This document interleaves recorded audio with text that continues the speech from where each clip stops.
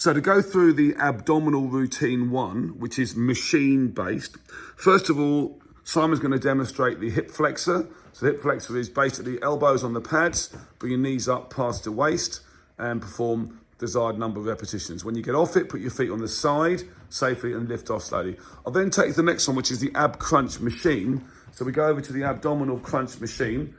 This one, as the gauge doesn't work, but we can still set the machine. Basically, you can put the pad up, put your feet underneath the straps, and then you perform your movements. If it's too heavy, you can bring it down the left-hand side. You can press the button. If it's too light, you can increase it on the right. Get a decent weight, and then you perform your desired reps on the abdominal crunch machine. Crunch right down and slowly come back, pull the tummy in. The third one is coming off onto the ab coaster, which is the abdominal coaster just here. You access from the side, ideally without a weight first of all, but if there's a weight on, then you can handle it fine. Curl your toes around the platform, put your back into neutral position, which is arched back, hold on firmly to the bars, and then drive your knees up, pause, and then come back down to the start position, right back to the arch back, and again, curls up and lower down. This is called the ab coaster normal. Then we have basically the double action ab coaster, which is going to curl up to the top, drop a little bit, and then go back up and back to the start. Is one rep. Goes up to the top, drop a little bit, and back up, a double action and back to the start, and you do desired number of reps on that. Then we'll also do the side abdominal oblique, curl the platform on the side, curl your toes round, lift up to the side and back to the start. Okay, you do each side, so you'll do both sides of that, curl up and lower down. Then we're going to stay on here, we're going to do back to normal straight, the abdominal coaster holding. So curl up, hold for 5 to 10 seconds, and then back down again. And again, you curl up, hold, curl your toes around the platform, hold and breathe, and then lower down.